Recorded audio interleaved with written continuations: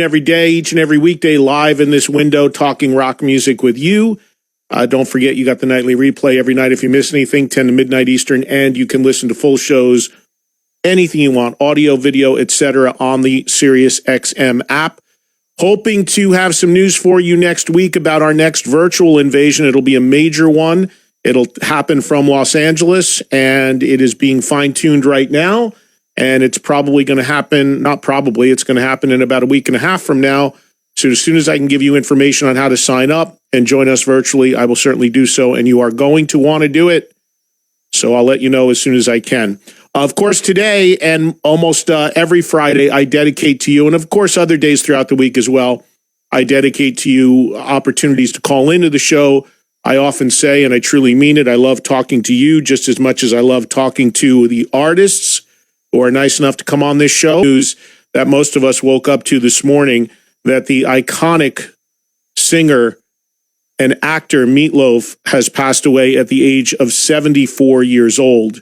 So I want to talk, obviously, a little bit about Meat, and we will do that, and then obviously get into your phone calls. And if those phone calls are about Meat Loaf and his passing or his career, I'm happy to take those. Being that it is Free for All Friday, if they're about other things, that's cool as well. So again, 844-686-5863, 8446-VOLUME. We will get to those phones for the majority of the show. Just a little something from me here at the top, and then we will have a quick guest today because I wanted to have somebody on to talk about Meat, and my mind went to a million different people initially.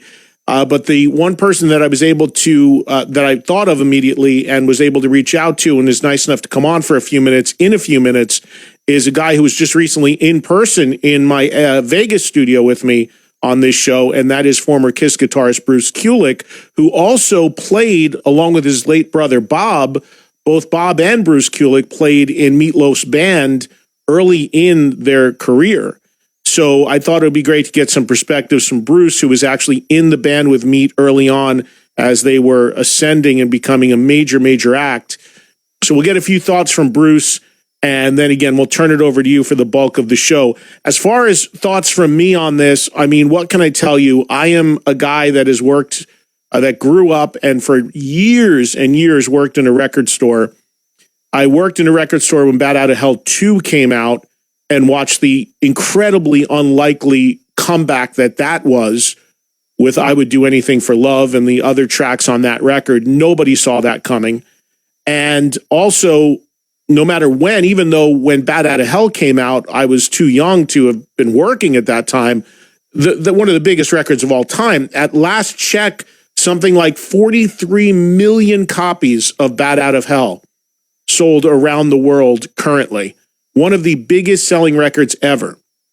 So it's one of those iconic, what they call catalog pieces, where it just sells year in and year out. I mean, it's just a record that is constantly selling. People constantly discovering it, rebuying it in different formats. One of the iconic records of all time, of course, written by the late Jim Steinman, who passed away a year ago and was very much Meat Loaf's partner. And now Meat Loaf himself, gone at the age of 74 years old. The Meat Loaf story is also, now I met Meat a number of times. I interviewed him a number of times. I remember the first time that I was asked or talked to about interviewing Meat Loaf, I remember saying to his reps and the people working with him at the time, well, what do you call him? Do you call him Meat Loaf? And they go, no, just call him Meat. That's what he likes. Of course, he was born Marvin Lee Aday, and everyone called him Meat. You just called him Meat. And I had a couple interviews with him at VH1 Classic for TV back in the day. Just a big, lovable guy, but a guy that could also be very imposing. in a way, like he could give you a look, like you never knew if he was messing with you, which most of the times he was, or if he was serious, but he could give you an imposing look. You're like, whoa, I remember Scott Ian telling me this, and for those that don't know, Scott Ian's wife, Pearl, is Meat Loaf's daughter. So, certainly condolences to Pearl and Scott and the entire Day family today with this horrible, horrible loss.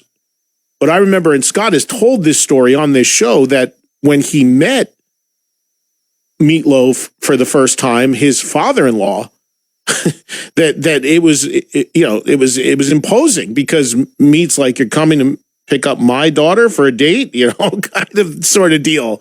Or, you're dating my daughter, and Scott's a short, fairly short, and Meat was a big, imposing guy. So, Scott said that he was kind of messing with him a little bit. And, I remember him saying that story, but I understood when he having met Meat a couple times and having interviewed him a couple times, because you were never quite sure, like, he could give you this look where you're never quite sure if he was being straight and serious with you or if he was messing with you a little bit. Most of the time, he was messing with you. I remember also personal experience with Meat a number of years ago. A friend of mine named Adam Steck, who's a show producer in Las Vegas, was putting a show on, was working on doing a series of shows from Planet Hollywood in Vegas under the name Rock Tales, not to be confused by the show on our own channel, Rock Tales. This is way before that. And it actually did happen. And Meat Loaf was the subject of the first one. What it was a theater show, and very much like a storyteller sort of thing, that was going to be a residency in Vegas. And initially, I was contacted because the thought was they needed a moderator to work this. And I would have been there every night, coming out, welcoming the crowd, and during the Q&A and speaking segments, been the moderator around the live performance, which I would have loved, because it would have had me living in Vegas for a while, which, of course, I'd love to do, especially even more so right now with the weather in New Jersey. But I've been trying to get there, obviously, for about 20 years now, but this is going back like 8-9 years ago. And the idea was I would do this. So I went to the theater. We had a meeting and we had a walkthrough of the theater when I was attached to the show. And I remember we all met in the lobby and Meat was there, and I said hello, and we did a walkthrough of the venue, and it was all being planned out. And the show did ultimately happen. It didn't run for a very long time, but it did happen in Vegas, but I was not attached to it, because after they fleshed it out a little bit, they decided there was really no need for a moderator, and Meat is such a good personality and a big personality, he didn't need anybody sort of doing that role, which I completely understood. There's some guys that need that, and some guys that just can, dive right in and go for it. So that was, those were my, various brushes or experiences dealing with Meat Loaf. I would not say for a minute that I knew him, and we certainly were not in touch personally off the air or anything like that. But I did have 3-4 occasions where I worked with him or interviewed him or attempted to work with him. And I have very close friends who have worked directly with him. Not only, of course, Pearl, who is a singer in her own right, and Scott's wife, but also a guy by the name of Paul Crook, who is an old friend of mine from New Jersey. And Paul has been Meat's right-hand guy for, I gotta think, 20 years.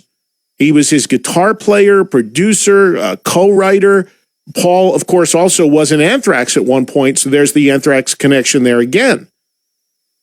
So immediately when I heard this news about Meat Loaf passing away, when I woke up this morning on the East Coast, and I know this happened a Pacific time last night or late last night, where he actually passed away technically yesterday, I, like many, found out the news this morning. I thought of Scott. I thought of Pearl. I reached out to them immediately. I thought of Paul Crook, reached out to him immediately.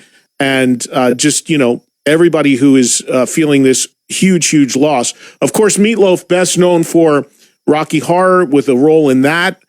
I'm not personally a Rocky Horror fan. I've seen the film, but I know that that's an iconic thing as well. Of course, Fight Club. So he was an actor. He was on in theater. He was in movies, and he had that enormous voice. And the story that you always hear about when people talk about Meat Loaf as well is the most unlikely rock star. And what they mean by that, and let's be honest, is he was not the prototypical looking rock star. Usually the frontman rock star does not look like a guy like Meat Loaf, a big burly guy that moved on stage like that and performed like that and had that sort of image. I mean, image is massive in this business, especially when you're frontman in a band, and as a guy, as a big guy myself, I always kind of love that about Meat Loaf. I love that he broke that mold. I love that he was a guy that is where people are so obsessed with the visual and the image on things that he went the complete other way. He was the complete opposite of that and could just go up there and had the talent to back it up, and people loved him, and he made one of the biggest records of all time. So much of the discussion about Meat Loaf musically will be about Bat Out of Hell. But the discography is quite lengthy. But the weird thing about that discography with Meat Loaf is that, at least from a U.S. perspective, it's really up and down. So you had Meat Loaf, of course, with Bat Out of Hell being one of the biggest records ever. And then you had follow-up records, didn't do so well. And then all of a sudden, Bat Out of Hell 2 comes out of nowhere, becomes really, really, massive record as well. He even went to a Bat Out of Hell 3. People like John 5, Nikki 6, and others wrote with him on that record, which was subtitled The Monster is Loose. And that did fairly well. But there were records in Meat Loaf's catalog, and I always found this interesting. Around the world, outside of America, I think in many ways Meat Loaf was way more highly regarded than he was in the U.S., because especially throughout Europe and England and the UK, when Meat Loaf was at the level of maybe a theater act in America, he could still do huge crowds there. And his records that did not do well in America and were largely off the radar in America, some of those are massive records in other parts of the world. So his audience and his appeal was absolutely global, and in some ways even bigger than it was in America. Certainly for records that here in the U.S., people wouldn't even know a song from them. But he would go to Europe and he would play to way bigger crowds, and they would love those songs and they would know those records because they were successful. Tons of songwriters and musicians that he had worked with throughout his career. It's really a remarkable career, and unfortunately, he is gone at the age of 74. Also, something not a lot of people are mentioning, one of the first times people heard Meat sing was on the Ted Nugent album Free For All. Meat Loaf was the vocalist, I think, on 4 or 5 of the tracks on the Nugent album Free For All. Derek St. Holmes had left the band, and Meat came in and did the vocals on some of those songs. So he has a long and varied history with a lot of different musicians, songwriters, obviously actors, actresses, many people on social media reaching out and celebrating the history of Meat Loaf, his story, his legacy, and obviously also on this day mourning his passing at the age of 74 years old. So we can talk about this throughout the show if you'd like. I do want to do a segment on it with Bruce Kulick. Bruce, again, along with his brother Bob, were in the touring band, and I believe Bruce was involved right around the time of Bat Out of Hell, so he would have been there when things were just going supernova, and I want to get a few thoughts from him working with Meat and his history and legacy. So we'll do that